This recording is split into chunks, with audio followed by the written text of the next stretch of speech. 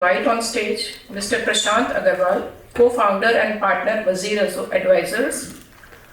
Mr. Prashant has an extensive experience of over 28 years in various corporate strategy, business creation, diversification and performance enhancement assignments in the textile, apparel and retail sector for Indian and international clients. He has worked in the manufacturing, sourcing and marketing departments of leading textile and apparel companies and has been a speaker at various international and national textile and apparel conferences. He has also served as guest faculty at IIT Delhi, IIM Ahmedabad, and has been on the board of some of the most successful textile parks in India. He is a textile graduate from the Technological Institute of Textile and Science, Bhiwani, and is an MBA from IMS Indore. Mr. Prashant will be giving the theme presentation on Futuristic Apparel Business, a paradigm shift. Welcome, Mr. Prashant.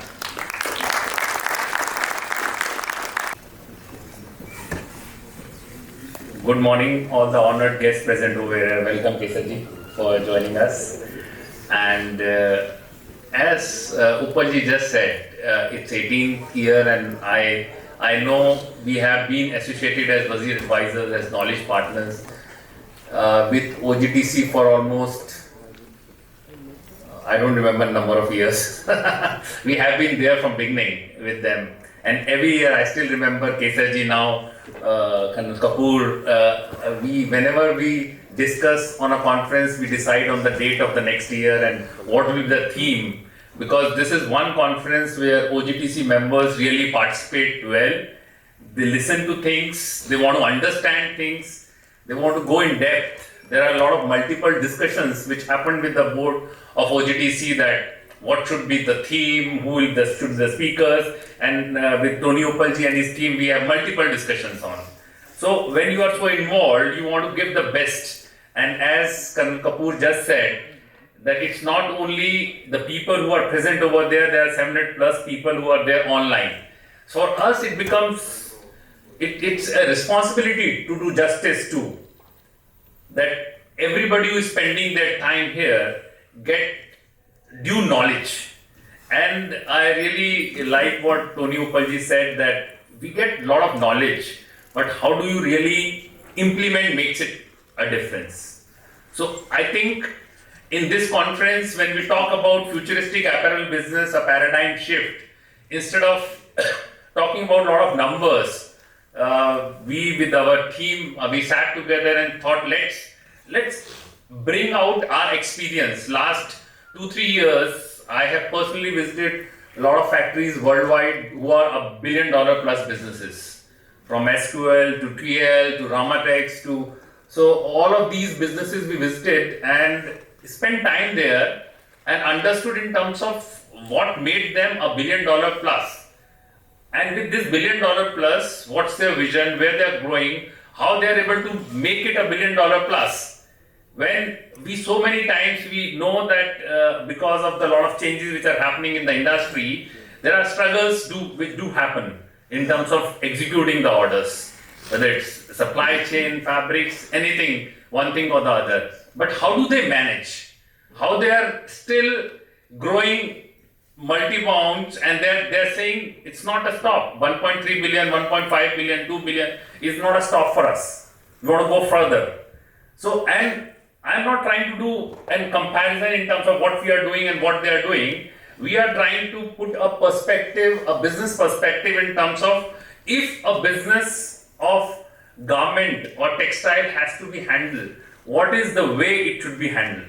What is the approach which should be taken? So I think let's understand that, and throughout the day in this conference, whatever I will present, there will be all aspects of business which will be touched through panel discussions and various presentations, so that comprehensively throughout the day we are able to really visualize that what we should do to make us successful. And as Tony ji pointed out, can India move from 3% further in terms of global garment growth? $540 billion is the garment trade only. And then we are what, $16 billion?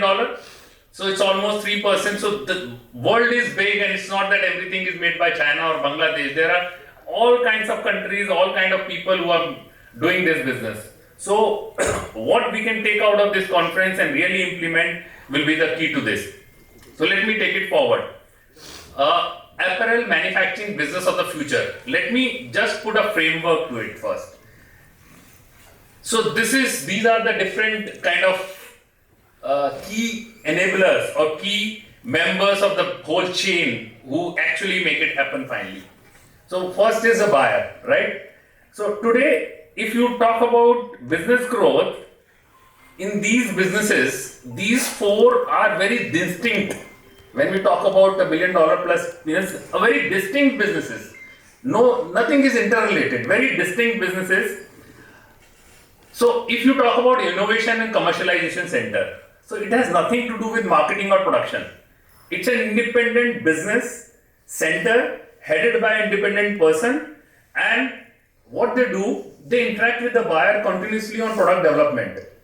They do all sampling. They don't go to production floor for sampling even.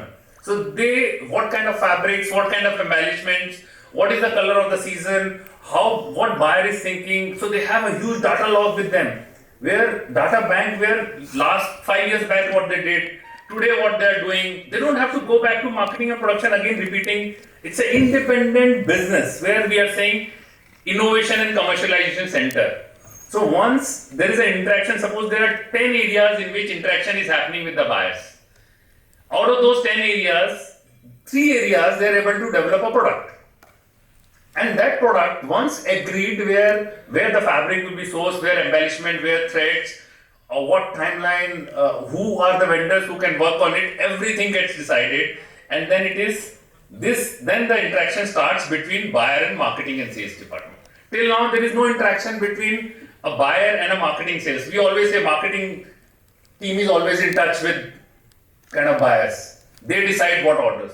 Marketing role comes later. So marketing team is not even in touch with these buyers at that moment while they are executing some of the orders, preparing some of the orders. So marketing team has this merchandising, planning and sales. Like today, when they do the costing, they know where the fabric is going to come. They have all details available with them. And this marketing and sales team finalize the order, so many pieces to be made with these kind of deliveries. It will be made in these factories because this manufacturer always have factories in multiple locations across the world. So, okay, this order will go to Cambodia, will go to India, will go to Guatemala. So, all of that get decided, how many pieces, how much is the delivery, what is the date of end delivery. Everything gets freezed between buyer and a marketing and sales department. Then they will place all orders within 48 hours of getting the order. All orders for fabrics, embellishment, everything gets placed by marketing and sales department within 48 hours. Because they have constraint in terms of when the fabric is going to come, where the embellishment is going to come, is it a nominated player, how it's going to happen. So all orders are placed there and then. Now, the next comes is the order execution. So till now the production is not at all involved. We have production CEOs, he gets involved where the fabric is going to come, where the embellishment he is following up while handling his production. He is not bothered about where everything is coming from. There is a PCT date. So order with all tech packs, everything is given to operation centers. These operation centers, that's why I'm saying how simplistic it looks if you look from that perspective. These operation centers, again with the examples, all have operation centers in more than 4+ countries. We know which countries we are talking about. So it's a centralized execution, and now what is the role of these operation centers, which we call factories, and we are always bothered that these factories are only going to deliver you orders. No, these factories, they are answerable for what? My shipment has to go in time, my cut to ship is so much, my everyday production has to come with this efficiency. So suppose it's 70% or 65%, so they are answerable. Even if it goes less by 2%, they are answerable for that. They are not answerable for anything else. When I talk to them, that are you struggling in terms of delivery dates or anything? They say, what is this? It never happens. So all deliveries 100% for last 5 years going on time, no air shipments, and so we all know we are handling business day to day, and we are also working with you. We know that we face these kind of issues. That's why I'm saying that when you talk about a futuristic business, a paradigm shift, can we create these kind of centers? Can we make somebody who knows the particular aspect of business responsible for executing that business? So this person, the delivery, merchandising, coordination between marketing and this, and then global production facilities. So they're always working that how our targets are met. How do we produce more than what targeted is? But if you have produced as per targets, nobody is going to say you anything on that. So this is how the whole system works. And now when we are talking futuristic, there's so many changes, whether it's sustainability, technology, there's so many developments which are happening, AI is happening. So are these departments taking care of that? No. So there is a separate department, new initiatives team, talking about tech advancement, digitalization, sustainability, strategic partnerships, and this is interacting with all. This is how the linkage is. That this is interacting with buyer, it's interacting with marketing, it's interacting with innovation. So it's nothing to do with. So again, there are in this as a manufacturing unit, you see 4 silos. One is buyer, definitely is there. A silo with this new initiative team. So it's not that I'll call my production CEO that, see, somebody came, he was telling that AI can be used. Why don't you use this digitalization? Why do you? So that production guy, because boss has said, so instead of looking after his production, he'll start looking after what are the new initiatives I can look into. So most of these, and I'm talking about practically seeing these factories, sitting with them, how each and every department works in these factories, and then explaining this model. So this model, our team has built together. It's not that this model was printed somewhere and we have brought it here. So we understood the whole system, how it works, and then how execution happens.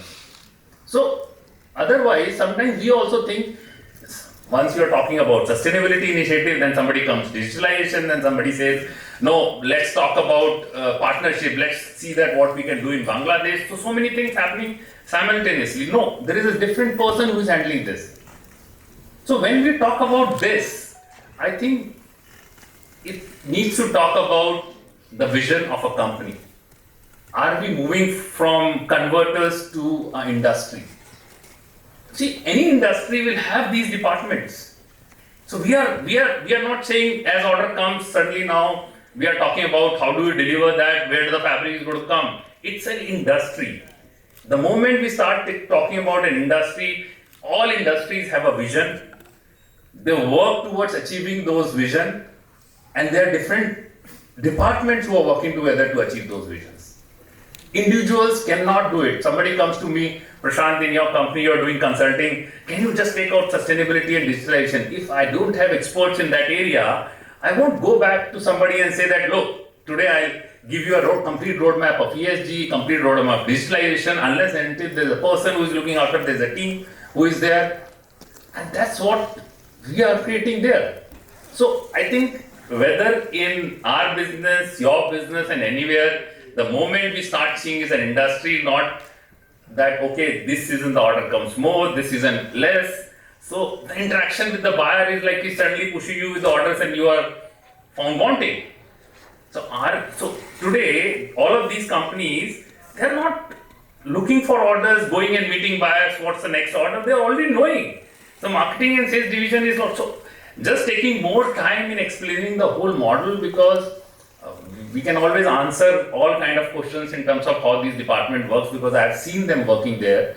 I've seen them being executed, and these are, when they say industry, when they are sitting $1 billion plus businesses, I'll explain some of the case studies further on also. You can yourself imagine that this cannot happen on a transaction basis. If you are running, you have thousands of people, you are running $1 billion plus industry or $2 billion plus, you can't wait for a buyer to give you orders and the whole factory is waiting.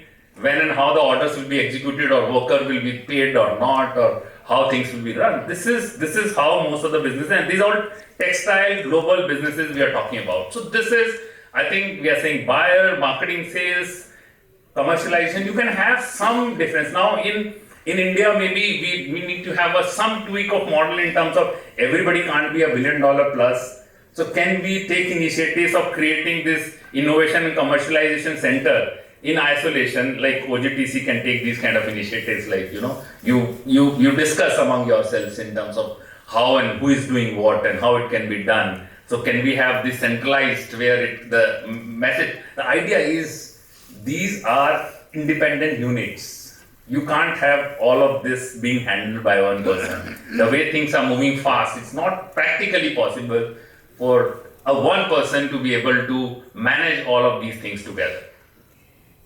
Now let me take you in terms of this was the model, and now what's the changes happening, how people are doing, how we are talking about smart factories. So here, as we know, when we talk about use of tech and AI is going to reshape this industry completely. When we are talking about futuristic business, and in any company, if somebody starting from promoters to anybody else says that no, it's not easy to get into tech and implement it, I think it will be difficult to survive in this business for future.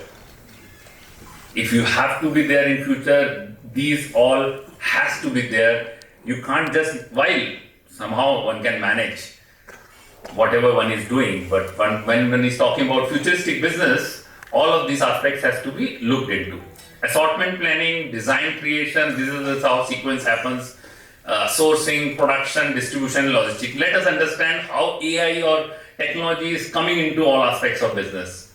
When you talk about, suppose now what's happening, you have assortment planning and design creation. So there is a whole range, like your designers, merchandisers, they will go to market, they will understand what's happening, they'll have a whole mood boards, everything. There's a whole process behind that. Now with this tech and AI, like suppose, let's take an assumption, there's a presentation which will be done by Fashion Snoops. So Fashion Snoops does what's the present latest globally, what kind of fashion shows, trends are happening, what is the color of the season. So you have all this, and then you have somebody like Sleeve, who is again free for all at this moment. So both of them interact with each other, and there is, from this input, you really work with Resleeve, and they create a complete range for you. They complete even what kind of prototype should be prepared, what kind of photo shoot should be there, with clear models being there. So these automatically getting prepared. So you are feeding that this is the kind of buyer, this is the kind of theme I want to take from these kind of fashion shows, and then Resleeve will work and you will have a complete range prepared, all through AI. Complete range with all silhouettes, and then you can tweak around, and then you can talk to buyers on that. So that's where AI is doing. You talk about, this is like assortment planning, design creation, which is a long process. There's a lot of teams which are there. So that team really has to be well versed with these kind of models and see that they are using everything. When we talk about sourcing, whether we are talking about monitoring supplier metrics and design volumes, virtual sampling, so all of things is happening simultaneously. Online order placements, monitor supplier performance, development and visibility. So all of this is connected. The buyer is connected with you, he is monitoring online to you, you are monitoring the supplier online. Wherever the gaps are there in the supply chain are being monitored on a day-to-day basis, so that wherever support system needs to be given, it's given. So there the sourcing completely is AI driven, automized. That's what's happening. In production, again, when we talk about smart factory, we say automated, digitally enabled, efficient factories. That's the definition of smart factory. So do we have those smart factories is what we have to really see. And for that, there are low cost, very efficient apps which are available now.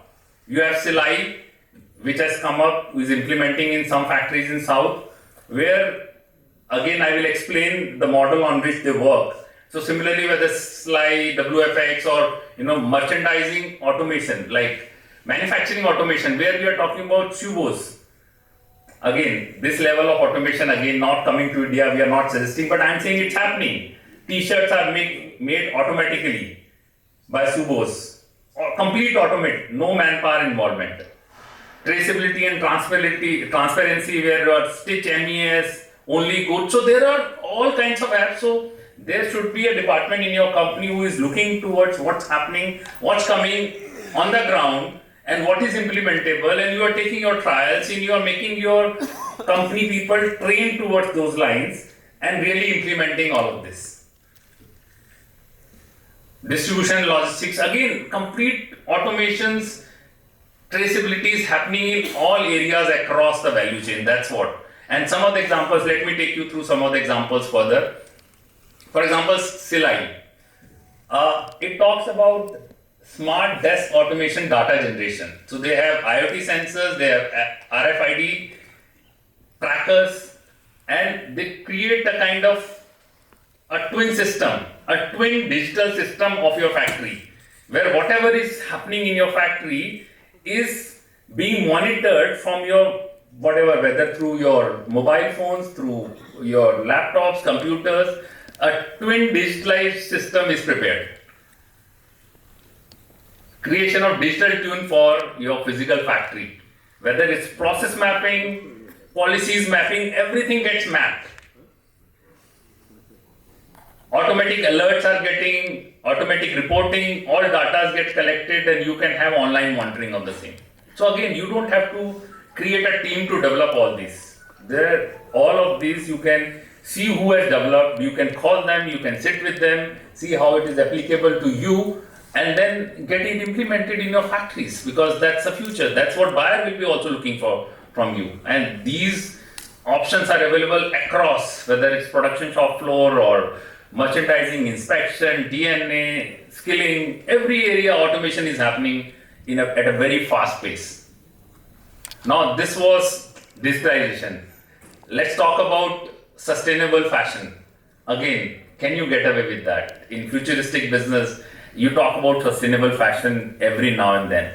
But sustainability, when we say, okay, it's an investment, it's a cost. No, it's not an investment and a cost. First of all, why it has to be done? Because brands and retailers, policymakers, consumers, everybody have come together and asking for it. Brands have really laid down their futuristic guidelines in terms of what they're going to achieve in next 5 years, 10 years.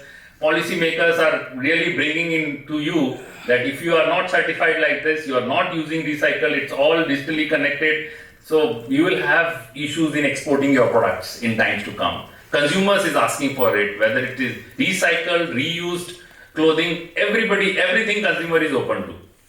So when we say how to align with emerging sustainability requirements, first we have to define our ESG roadmap. When we say minimizing environmental footprint, so we are talking about better efficiency, better consumption. So it's not that, so again, every day we talk about how our factory efficiencies can be increased so that our cost per minute comes down. It is all part of sustainability requirements. It's not something out of the blue. When we say all of this, whether minimizing environmental footprint through efficiencies, consumption, integrating of circular principles in the business model, every aspect of the business, whatever you look into, has to be looked from the eye of whether it is sustainable or not. Whatever waste I am generating, can I open it, reuse it? Can I supply it? So nothing goes waste. I am not in the process of, so I am connected in the supply chain where my waste is reused, and that's how you get your carbon footprints and your numbers there in ESG metrics. Digitalization of business process through transparency and traceability, align the supply chain traceability solutions and market specific certifications. So all of this is a part of process. What are the alternate materials which should be used? Can you give buyers input in terms of what are the alternate materials which are more circular, recycled, which can be used? So if you see in all these 6 things which I have just talked about, it's not only in terms of monitoring how much energy reduction is happening or water wastage is happening. In every aspect of life of a company, we are talking about sustainability, and this is what sustainability requirement means. That's where scores will improve over a period of time. And there are leading global manufacturers who are working aggressively towards sustainability. So everybody has taken, so it's all a process which will happen over a period of 5-10 years. It's not something you have to do in next 3 months. So everybody has taken some kind of themes, all big companies. Pan Brothers in Indonesia is talking about recycling of internal waste. Busana Apparel is again energy optimization program. They have the huge program where anybody anywhere in the world is doing, come to my factory and get it done. In Turkey, again, they have a economizer project resulting in heat generated, reusing the heat generated during washing. So everybody has taken smaller projects one at a time and are implementing those projects. So all these big companies we are talking about, China low carbon manufacturing program, then we have TAL, recycling and upcycling of internal waste. That's a huge program that they are running in their company. SQL, extensive people, planet and community progress. So that's again a part of, so everybody has a different, it's not common, because this is how you build up the whole sustainability roadmap. We have platinum LEED certified factories. In India there are platinum, there are gold and all. Platinum is 4, Vietnam is 5, Pakistan is 15 and Bangladesh is 50 plus. So every factory, and I was talking to Pallav yesterday only, they have one factory which is platinum LEED certified in Chennai, right, in Tamil Nadu. So I was asking, he said platinum certified. So there are only 4 factories, they are listed factories. So why every factory should not be platinum LEED certified? Because this gives you a clear roadmap in terms of, again, see, all of this brings you your bias at your doorstep also. So all of that has implications to the business also there. But Bangladesh is already 50 plus. So nobody talks about when you are setting up a new factory, it has to be platinum LEED certified. Just to give you examples, so we talked about sustainability, we talked about digitalization, we talked about a complete model of how global $1 billion plus companies are working. This talks about futuristic business or strategic partnerships. From buyers to suppliers to brands like Contour is a brand which is almost 2.6 billion in turnover, Wrangler, Lee, Rock and Republic. They are talking at different firms. They were in Bangladesh, they were talking about how we can get high quality, large scale capacities. They were in Pakistan talking about how high quality, low cost, and talking about strategic partnerships. They have 40% of business coming from their own manufacturing also. Design. So again, unless and until there is a department in your company who is talking about strategic partnership, so many things are happening in the world. But you don't think that it all comes to your doorstep unless and until somebody is not looking for it, and it will happen. It will not happen automatically. There has to be a division who is talking about strategic partnerships there. And then working on, one is talking to multiple players. When there is a matching of chemistry, then only the strategic partnership happens. And we have players in India who have these global facilities, who are talking about partnerships, acquisitions. So, and worldwide it's happening. So strategic partnership is the way to grow. You can't do everything 100% on your own. That has to be. And in the end, I will, like I said, when I talked about the model of various businesses, $1 billion plus companies, initially I started with that. I had visited these factories in last 3 years extensively. Last month only I visited this factory called Ramatex in Singapore-based factory, having major 70% operations in Malaysia. A $1.3 billion company, having 410 tons per day knit fabric facility, 410 tons per day. India, you won't have anybody more than 50 tons per day. And these, they have, I saw the sheds, every shed of the processing was 80 tons, 1000 knitting machines. Like I could just play cricket on those like halls. Very well managed. Even machineries were Chinese. It's not that they have European machines there. So the best, like you can have best of machines, like China also gives all across systems. So I was saying, are you doing for such big buyers and all using Chinese machines? No, they were using it. And they had facilities all over, like 3 buyers, Nike $700 million, Uniqlo $300 million, Under Armour $300 million, 1.3 billion, 3 buyers, 7.5 lakh spindles, 410 tons per day capacity of fabrics, out of which 250 tons was in Malaysia, 100 ton was in China, and 60 tons was in Vietnam. And then garment factories in majorly in Malaysia, all workers from Bangladesh who were working there, all dormitories, every factory, one factory of 1,000 machines, dormitory for 1,000 machines workers, another factory of 1,000 machines, dormitory. So it's not common. Say, hey, there was a clear-cut model. You keep adding, Under Armour says, I want one more factory. Okay, tomorrow a factory for you. Not a single meter of fabric, not a single garment is sold beyond these 3 buyers. 1.3 billion growing, they are coming to India also because buyers are pushing them.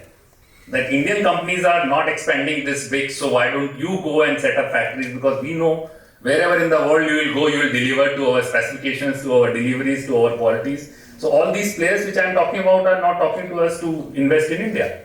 I mean, we are in work, so where they should invest, what kind of land they are going to buy.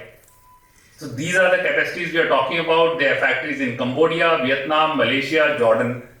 Definitely depending on where cost advantages are there, where buyers tell them to go, where they get tax benefits, they get duty benefits. India also now they are exploring these players to come to India. So these are the kind of businesses. We are not saying we have to have 20, 30, 40 buyers. The selected buyers, the only thing is need to look at it as industry, needs to see that this business can be grown, work in the simplistic manner that I just talked about, want to create those kind of departments, systems, team, attract those kind of people.